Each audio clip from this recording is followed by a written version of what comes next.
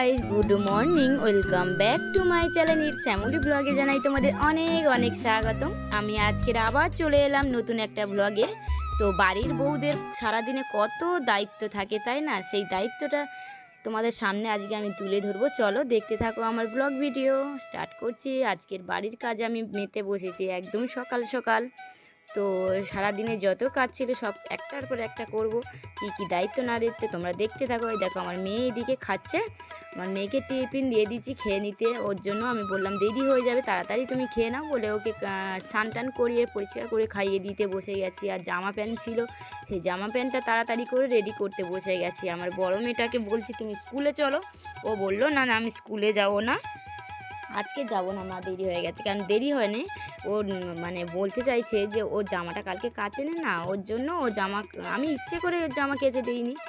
তো জামা কেন কেচে দেবো, বড় হয়েছে তাই না, ওকে শিখতে হবে। ইচ্ছে করে ওর জামাটা কেচে দিইনি, আমি ছোটো মেয়েকে কেচে দিয়েছি। এতদিন দিয়ে এসেছি, সবসময় বাড়ির যত কাজ সামলাতেই সব তো আমাকে হয়, তাই না? যত বাড়ির দায়িত্ব সব বাড়ির বউদেরকেই সামলাতে হয়। ওর জন্য ওর উপর একটু আমি মানে ছেড়ে দিচ্ছি, যাতে আমার বড় মেয়ে একটু একটু করে কাজ শেখে। কারণ ওকে বড় হচ্ছে, ওকে নিজেকে তৈরি করতে হবে। সব সময় কি আমরা থাকবো নাকি পাশে? এক সময় তো মানে তোমরা তো সবাই জানো আমাদের কতদিন আর বাঁচবো। ওকে সব শিখতে হবে, ওর জন্য ওর উপর ছেড়ে দিয়েছি।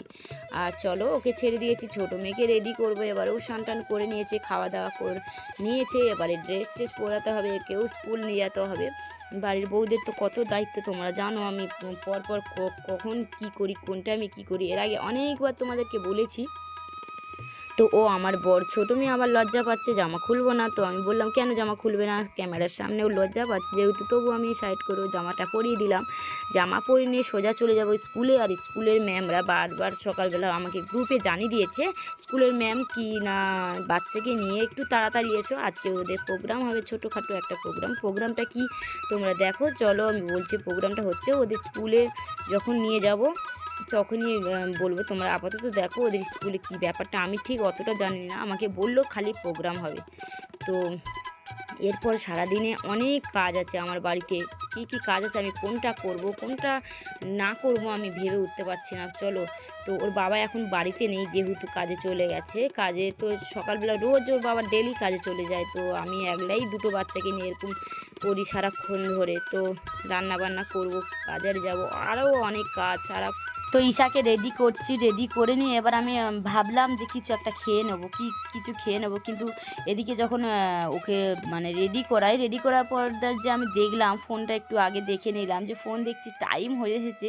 তাড়াতাড়ি করে টাইমটা মানে নিজেকে করতে পারি না, মেনটেন করতে পারছি না, কারণ দেরি হয়ে যাচ্ছে। ওর জন্য ওকে স্কুলে রেডি করে নিয়ে চলে যাব। সারাদিন মেয়েদের সত্যি কত দায়িত্ব থাকে, তোমরা দেখতে পাচ্ছ, বুঝতে পারছো যে প্রত্যেকটা মেয়েদের জীবনে যে কতটা দায়িত্ব। এদিকে সংসার, এদিকে বাচ্চা কাচ্চা, দুটো হোক, যাদের কারোর একটা দুটো, সব কিছু বাচ্চা সামলাতে হয়, সংসারের কাজ, এদিকে হাজব্যান্ডকে সময় দিতে হয়, স্বামীকে সময় দিতে হয়। প্রত্যেকটা মেয়ের জীবনে সবাইকে সময় দিতে হয়, সবাইকে, আমার শুধু একার না, প্রত্যেকটা মেয়েদের জীবনে একদিন না একদিন আসে, তাই না? তো সারাদিনে এই সব দায়িত্ব থাকে আমার, যে দুটো মেয়েকে রেডি করে নিয়ে স্কুলে দিয়ে আসা, তার আগে এসে খাবো ওখান থেকে। আর স্কুলে যখন নিয়ে চলে আসি, আজকে স্কুলে আন্টিরা ম্যাম মানে ফোন করেছিল কী কারণে, এই দেখতে পাচ্ছ তোমরা এখানে স্পোর্টস হচ্ছে ওদের। স্পোর্টস হয়ে গেছিলো। তারপরে একটা মেডেল দেওয়ার কথা ছিল, কার মেডেলটা দেবে আমি বলছি শোনো, কারণ আমার মেয়েরা ছোটো তো, ওদেরকে মেডেল এখন দেবে না। এটা 3, 4 না 5 থেকে শুরু হয়েছে, এটা স্টার্ট করছে।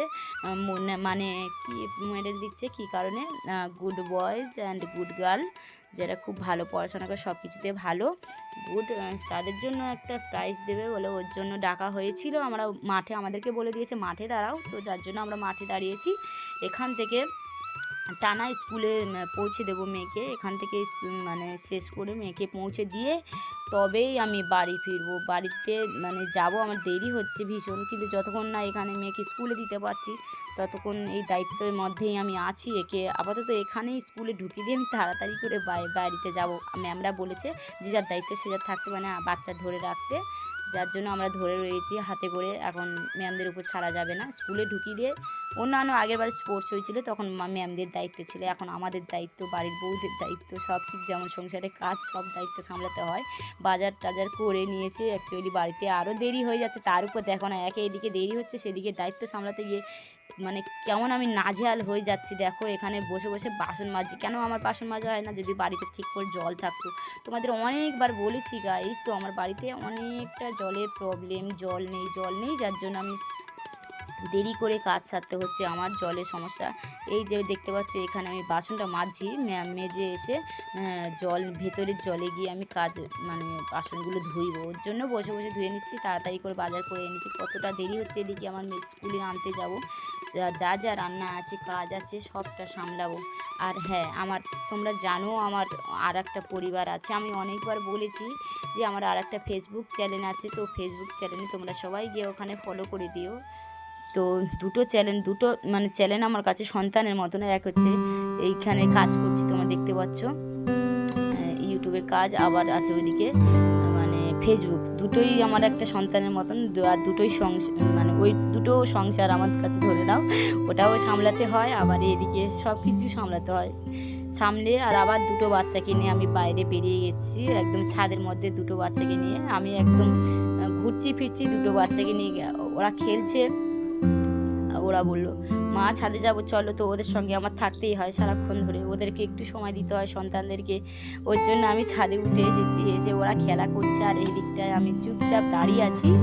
তো তোমরা জানো আমি এখানে কি করতে এসেছি, আমি তোমাদের একটা ভালো জিনিস দেখাচ্ছি। কি করতে এসেছি মানে ওই দুটো সন্তানকে মানে দুটো বাচ্চাকে আমি এখানে বললাম তোরা খেলা করো, আমি এখানে একটু ছাদে যাচ্ছি, আবার আমি যেখানে যাব ওরা সেখানে যাবে। আমার বড় মেয়েটা একটু দুষ্ট ছিল, কিন্তু এখন একটু আজ কথা শুনছে, তো তার জন্য আমি বললাম তোরা আমার সঙ্গে সবসময় থাকি।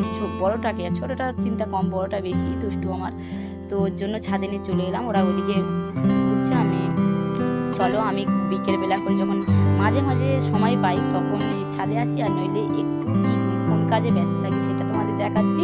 ওই সাইডে যাবো, এক সাইডে তোমরা দেখতে থাকো আমি কোথায় যাই কি করি। দেখো তো কি করি ঠিক বিকেলবেলা মাঝে সাজে কিসে ব্যস্ত মানে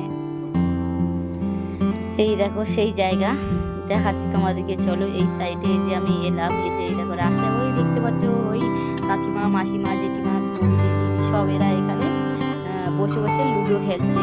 লুডো খেলার জন্য আমাকে ও ডাকে মাঝে সাঝে, আমিও আসি সময় পেলে, একটু খুব কম, আমার খুব ইচ্ছে করে লুডো খেলতে। আমি লুডো খেলতেও ভালো লাগে, আমার ভীষণ ভালো লাগে, সব খেলা ভালো লাগে, কিন্তু লুডোটা হচ্ছে বসে বসে খেলা, ওর জন্য ওখানে মাঝে মাঝে বসে খেলি খুব সময় বের করে একটু আদ্র, তো ওখানে খেলা করি। আর মেয়েদেরকে নিয়ে চলে এসেছি, দেখো আমি একটু আগে বলছিলাম ওদেরকে দুজনকেই নিয়ে ছাদে চলে এসেছি, আমি আসলেই ওরা চলে আসবে। তো চলো আজকে ভিডিওটা এই পর্যন্ত। আমার ব্লগ ভিডিওটা ভালো লাগলে লাইক শেয়ার সাবস্ক্রাইব করে দিও। টাটা। চলো আজকে ব্লগটা এই পর্যন্ত, বাই, সবাই ভালো থেকো।